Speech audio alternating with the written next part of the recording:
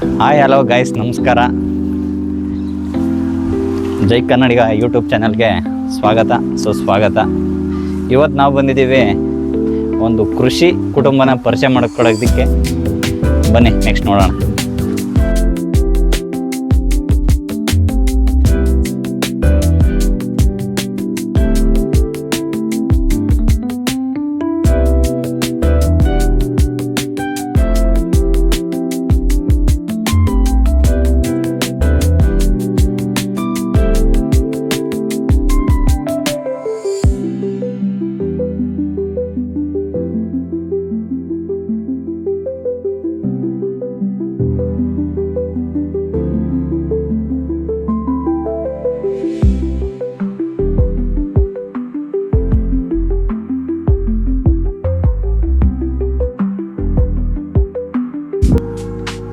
Sir ನಮಸ್ತೆ. ನಮಸ್ಕಾರ.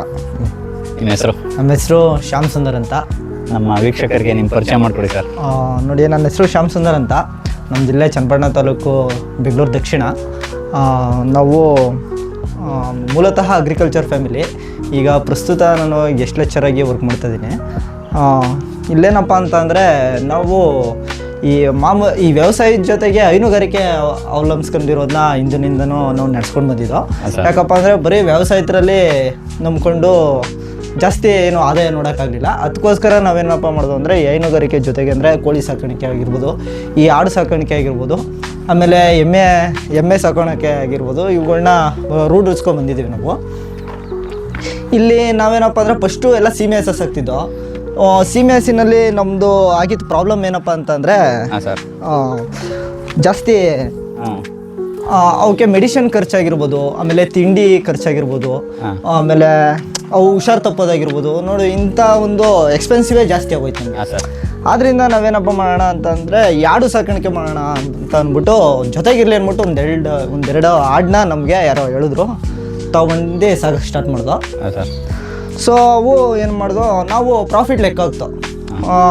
ಈ ಹಸುಗಿಂತ ಹೋಲ್ಸ್ಕೊಂಡ್ರೆ ಆಡಲ್ಲಿ ಜಾಸ್ತಿ ಪ್ರಾಫಿಟ್ ಇರೋದು ನಾವು ಕಾಣಿಸ್ತು. ಅದಕ್ಕೋಸ್ಕರ ಒಂದು 2 ವರ್ಷ ಅನುಭವ ಆಗಾದ್ಮೇಲೆ ನಾವು ಏನು ಮಾಡ್ದೋ, ಈ ಗೋಟ್ ಫಾರಮ್ನ ಮಾಡೋಣ ಅಂತ ಅಂದ್ಬಿಟ್ಟು ಡಿಸೈಡ್ ಮಾಡ್ದೋ. ಸೊ ಗೋಟ್ ಫಾರಮ್ ಮಾಡಬೇಕು ಅಂತಂದರೆ ಕೆಲವ್ರಂತ ನಾವು ಹಿಂಗೆ ವಿಚಾರಿಸಿದಾಗ ಕೆಲವು ಕಡೆ ಗೊತ್ತಾಯಿತು, ಆಡುಗಳು ಕಡಕೋದ್ಕಿಂತ ಅವು ಫ್ರೀಯಾಗಿ ಬಿಟ್ಟು ಆಕ್ಟಿವ್ ಆಗಿ ಇರ್ತವೆ, ಬೇಗ ಬರ್ತವೆ ಅಂತ ಅನ್ನೋದು. ಬಟ್ ಬೇಗ ಗ್ರೋತ್ ಆಗುತ್ತೆ. ಬಟ್ ಈಗ ಬೇರೆ ಕಡೆ ಫಾರೆಸ್ಟ್ ಹತ್ರ ಇರೋದ್ರಲ್ಲೆಲ್ಲ ಏನ್ ಮಾಡ್ತಾರೆ, ಡೈಲಿ ಹೊಡ್ಕೋಯ್ತಾರೆ ರೋಡ್ ಸೈಡ್ ಅಲ್ಲೆಲ್ಲ. ಬಟ್ ನಮ್ಮ ಕೈಲಿ ಅದೆಲ್ಲ ಮೇಸಾಗಲ್ಲ. ಯಾಕಪ್ಪ ಅಂದ್ರೆ ನಾವು ಇದೊಂದೇ ವರ್ಕ್ ಅಲ್ಲ, ಜೊತೆಗೆ ವ್ಯವಸಾಯ ಮಾಡ್ತಾ ಇರ್ತೀವಿ, ಆಮೇಲೆ ಜೊತೆಗೆ ಹೈನುಗಾರಿಕೆ, ಇನ್ನೊಂದು ನಾನು ಹೊರಗಡೆ ಕೆಲ್ಸಕ್ಕೆ ಹೋಗ್ತೀನಿ. ಈ ತರ ಬ್ಯುಸಿ ಇರೋದ್ರಿಂದ ನಾವು ಹೊರಗಡೆ ಹೋಗಿ ಮೇಯ್ಸ್ಕೊಬರೋಕ್ಕಾಗಲ್ಲ. ಬಟ್ ಏನಾದರೂ ಮಾಡಿ ಆಡು ಸಾಕಬೇಕು ಅಂತ ಅಂದ್ಬಿಟ್ಟು ನಾವು ಡಿಸೈಡ್ ಮಾಡ್ದೋ. ಸೊ ನಾವೇನು ಮಾಡ್ದೋ, ಈ ಥರ ಫೆನ್ಸಿಂಗ್ ವರ್ಕ್ ಮಾಡಿಸ್ದೋ. ನೋಡಿ ಇಲ್ಲಿದೆಯಲ್ಲ, ಇದೊಂದು ಅರ್ಧ ಎಕರೆ ಇದೆ. ಅರ್ಧ ಎಕರೆಗೆ ಫೆನ್ಸಿಂಗ್ ವರ್ಕ್ ಮಾಡಿಸಿದ್ದೀವಿ. ಇದೇನಪ್ಪ ಅಂದರೆ ನಮ್ಮದು ಮನೆ ಮುಂದೆನೇ ಇರೋದ್ರಿಂದ ಬೆಳಿಗ್ಗೆ 6 ಗಂಟೆ 6:30ಗೆ ಏನು ಮಾಡ್ತೀವಿ, ತಗೊಂಬಂದು ಇಲ್ಲಿ ಬಿಟ್ಬಿಡ್ತೀವಿ. ಅದಕ್ಕೆ ಫಸ್ಟು ಪೀಡ್ಸ್ ಕೊಡ್ತೀವಿ, ತಿಂಡಿ ಎಲ್ಲ ಕೊಟ್ಬಿಡುತ್ತೆ, ಇಲ್ಲೇ ತಗೊಂಡು ಬಿಡ್ತೀವಿ. ಇಲ್ಲಿ ಮಿಷಿನ್ ಇದೆ, ಮಿಷಿನಲ್ಲಿ ಕಟ್ ಮಾಡಿ ಸೀಮೆ ಹುಲ್ಲು, ಆಮೇಲೆ ಇನ್ನೂ ಸುಬಾಬುಲ್ಲ ಕಡ್ಡಿ ಇರ್ಬೋದು, ಯಾವ್ದು ಕಟ್ಟಾಗುತ್ತೆ, ಆಡು ಮೇಯುವಂಥವು ಯಾವ್ಯಾವ ಇರುತ್ತೆ ಎಲ್ಲ ಕಟ್ ಮಾಡಿ ಹಿಂಗೆ ತುಂಬ ಹಿಂಗೆ ಬಿಡ್ತೀವಿ. ನೋಡಿ, ಅಲ್ಲಿ ಮೇಯ್ತೈತಲ್ಲ, ಅವಾಗವಾಗ ಮೇಯ್ತಾ ಇರ್ತವೆ. ಸೊ ಇವಕ್ಕೇನಪ್ಪ ಅಂದರೆ ಸುಮಾರು ನಮಗೆ ಸಾಯಂಕಾಲ 3 ಗಂಟೆ ಗಂಟನೂ ಇನ್ನೇನು ಕೆಲಸ ಇಲ್ಲ ಇರ್ತದೆ. ಹೌದು, ಇಲ್ಲಿ ಸುಮ್ಮನೆ ಹಿಂಗೆ ಬಿಟ್ಬಿಟ್ಟೋದು, ನಮ್ಮ ಪಂಡ ನಾವೇನಾದರೂ ಮಾಡ್ತೀವಿ, ಫ್ರೀಯಾಗಿ ಒಡ್ಡಾಡ್ಕೊಂಡು ಏನು ಪ್ರಾಬ್ಲಮ್ ಇಲ್ದೇನೆ ಇರ್ತವೆ. ತದನಂತರ ಏನು ಮಾಡ್ತೀವಿ, 3 o'clock ಆದ್ಮೇಲೆ ನಾವು ಹೊರಗಡೆ ಅಂದರೆ ನಮ್ಮ ತೋಟದಲ್ಲಿ ಅಲ್ಲಿ ತೆಂಗಿನ ತೋಟ ಇದೆಯಲ್ಲ, ಅಲ್ಲಿ ನಾವೇನು ಮಾಡಿದ್ದೀವಿ, ಉಳ್ಳಿ ಹಾಕೊಂಡಿದ್ದೀವಿ. ಒಂದೊಂದು ತುಂಡಾದ್ಮೇಲೆ ಒಂದೊಂದು ತುಂಡ ಡೈಲಿ ಹಿಂಗೆ ಮಾಡ್ಕೊಂಡಿದ್ದೀವಿ. ಸುಮಾರು ಒಂದು 20 ತುಂಡ ಇದೆ. ಸೊ ಒಂದೊಂದು ತುಂಡ ಒಂದೊಂದು ದಿನ ಅಂದರೆ 20 ಡೇಸ್ಗೆ ಅದೇ ರೊಟೇಷನ್ ಆಗ್ತಾ ಇರುತ್ತೆ. ಈಗ ನಾವು ಯಾವುದು ಇದೆಯಲ್ಲ, ಉಳ್ಳಿ ಹಾಕಿರೋದ್ರಿಂದ ಉಳ್ಳಿ ಕಾಯಾಗಿದೆ. ಈಗ ಒಂದು ತುಂಡಕ್ಕೆ ಒಂದು ತುಂಡಾದ್ಮೇಲೆ ಒಂದು ತುಂಡ ಹಿಂಗೆ ಮೇಯ್ಸ್ಕೊ ಬರ್ತಾ ಇದ್ದೀವಿ. ಸೊ 3 ಗಂಟೆಯಿಂದ ಒಂದು 5 ಗಂಟೆ, ಜಾಸ್ತಿ ಅಂದರೆ 6 ಗಂಟೆ ಮೇಯ್ಸಾದ್ಮೇಲೆ ತಗೊಂಬಂದು ಒಳಗೆ ಬಿಡ್ತು ಅಂದರೆ ಮುಗೀತು. ಇನ್ನು ಸುಮಾರು 6:15 ಮೇಲೆ ಒಳಗಡೆ ಕಡಕ್ತಿವಿ. ಸಪ್ರೇಟ್ ಜಾಗದಲ್ಲಿ ಕಟ್ ಮಾಡ್ತೀವಿ. ನೋಡಿ, ಇದೇನಪ್ಪ ಅಂತಂದರೆ ನಾವು ಎಲ್ಲ ಗೋಟ್ ಫಾರಮ್ ಮಾಡ್ಬೋದು, ಬಟ್ ಗೋಟ್ ಫಾರಮ್ ಜೊತೆ ಇನ್ನೊಂದು ವರ್ಕು ನಾವು ಮಾಡ್ಬೋದು. ಹೌದು, ಜೊತೆಗೆ ಅಳವಡಿಸ್ಕೋಬಹುದು. ಜೊತೆಗೆ ಅಷ್ಟು ರಿಸ್ಕ್ ಅನ್ಸಲ್ಲ, ಈಸಿಯಾಗಿ ಮೇಂಟೈನ್ ಮಾಡೋ. ಬಟ್ ದನ ಸಾಕೋದಾದ್ರೆ ಬಟ್ ಸ್ವಲ್ಪ ರಿಸ್ಕ್ ಜಾಸ್ತಿ ಅಂತ ನನ್ನ ಮನೋಭಾವನೆ. ಯಾಕಪ್ಪ ಅಂದ್ರೆ ತೊಪ್ಪೆ ತಕೋದಾಗಿರ್ಬೋದು, ಅವು ತುಂಬಾ ತೊಪ್ಪೆ ಜಾಸ್ತಿ. ಬೆಳಿಗ್ಗೆ ಕಸ ಮಾಡ್ತಾನೆ ಇರ್ಬೇಕು. ಬಟ್ ಈ ತರ ಏನಿಲ್ಲ. ಈಗ ಇಲ್ಲಿ ಬಿಟ್ಬಿಟ್ಟು ಯಾವ್ದೋ ಫಂಕ್ಷನ್ ಅಟೆಂಡ್ ಮಾಡ್ಕೊಂಡು ಬಂದ್ರು ನಡೆಯುತ್ತೆ. ಬಂದು 4 ಗಂಟೆ ಮೇಲೆ ಬಿಟ್ರು ಮೇಯಿಸ್ಕೊಂಡ್ ಬಂದ್ರೆ ಏನಪ್ಪಾ ಅಂದ್ರೆ ಜಾಸ್ತಿ 4 ಗಂಟೆ ಮೇಲೆ ಬಿಡ್ತು ಅಂದ್ರೆ ಹೊಟ್ಟೆ ಹಸ್ತಿರ್ತದಲ್ಲ, ಎತ್ತಗೂ ಹೋಗಲ್ಲ, ಇನ್ನ ಬೇಗ ಜಾಸ್ತಿ ತಿಂತವೆ, ಬೇಗ ಹೊಟ್ಟೆ ತುಂಬಿಸ್ಕೊತವೆ.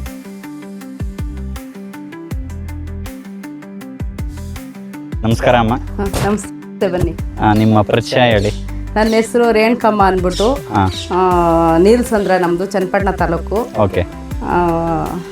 ನಮ್ಮದು ಬಂದು ಮೇಕೆ ಸಾಕಾಣಿಕೆ ಮಾಡ್ತಾ ಇದ್ದೀವಿ.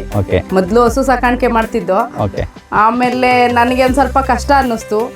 ಆಮೇಲೆ ಮೇಕೆ ಸಾಕಾಣಿಕೆ ಮಾಡೋಣ ಅಂದ್ಬಿಟ್ಟು ಸ್ಟಾರ್ಟ್ ಮಾಡಿದ್ವಿ. ಸ್ಟಾರ್ಟಿಂಗು ಸುಮಾರು ಒಂದು 5 ಮೇಕೆ ಇತ್ತು ನಮ್ಮ ಹತ್ರ. ಆಮೇಲೆ ಒಂದು 10 ಮಾಡಿದ್ವಿ. ಆಮೇಲೆ 10 ಮಾಡಿ ಮತ್ತೆ ಇವಾಗ ನೆಕ್ಸ್ಟು ಈಗ 15 ಮಾಡ್ಕೊಂಡಿದ್ದೀವಿ.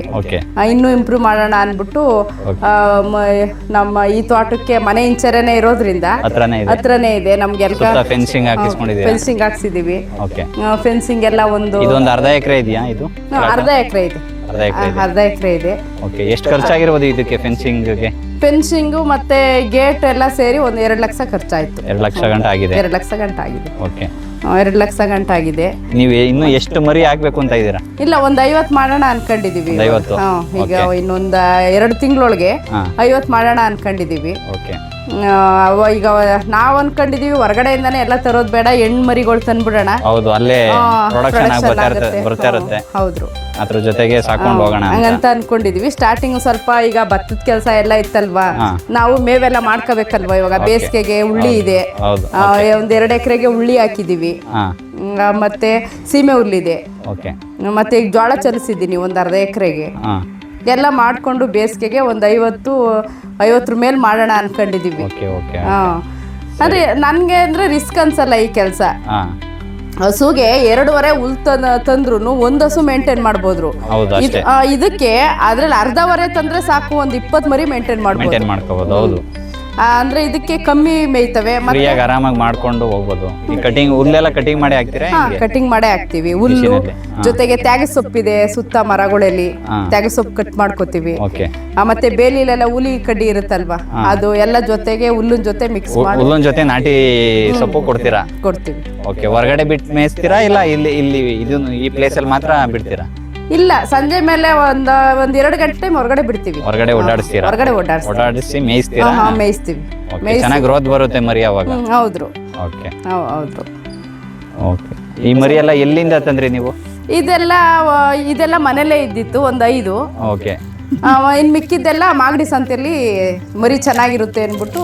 ಮಾಗಡಿ ಸಂತೆ, ಫೇಮಸ್ ಮಾಗಡಿ ಸಂತೆ. ಹೌದು, ತುಂಬಾ ಚೆನ್ನಾಗಿ. ಅಂದ್ರೆ ಮಾಗಡಿ ಸಂತೆ ಅಂದ್ರೆ ಏನಪ್ಪಾ ಅಂದ್ರೆ ನಮ್ಗೆ ಯಾವ ಲೆವೆಲ್ ಮರಿ ಬೇಕೋ ಸಿಗುತ್ತೆ. ಸಣ್ಣ ಮರಿಯಿಂದ ಹಿಡಿದು ದೊಡ್ಡ ಮರಿ ತನಕನು ನಮ್ ಬಜೆಟ್ ಮೇಲೆ ಮರಿ ಸಿಗುತ್ತೆ. ಅವು ತಗೊಬಂದು ನಾವು ಈಗ ಇವೆಲ್ಲ ಅಷ್ಟೇ ತಂದು ಒಂದ್ ತಿಂಗಳ ಮೇಲಾಗೈತ್ರಿ.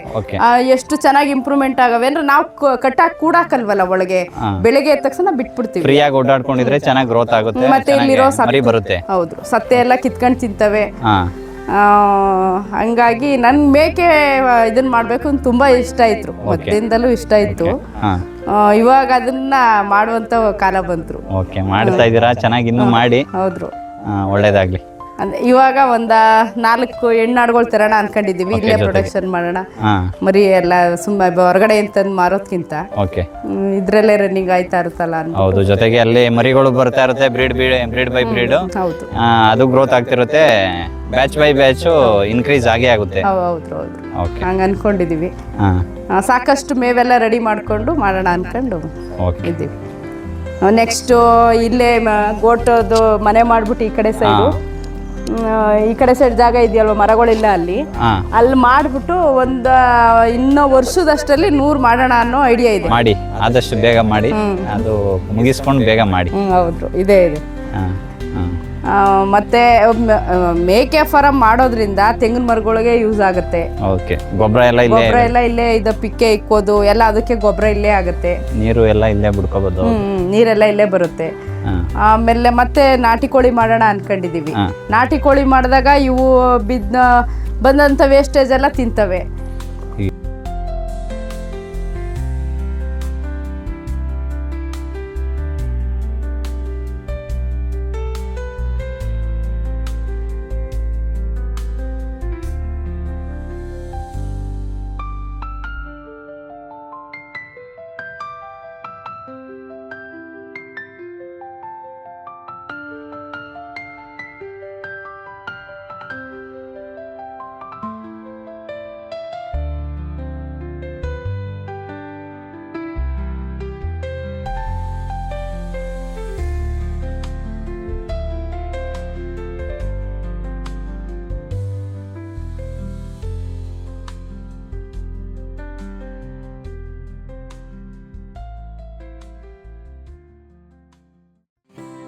ಸ್ನೇಹಿತರೆ, ಇದು Jai Kannadiga YouTube channel. Like ಮಾಡಿ, ಕಮೆಂಟ್ ಮಾಡಿ, ಸಬ್ಸ್ಕ್ರೈಬ್ ಮಾಡಿ. Thank you. ಎಲ್ಲರೂ ಜೈ ಕನ್ನಡಿಗನ ಬೆಳೆಸಿ.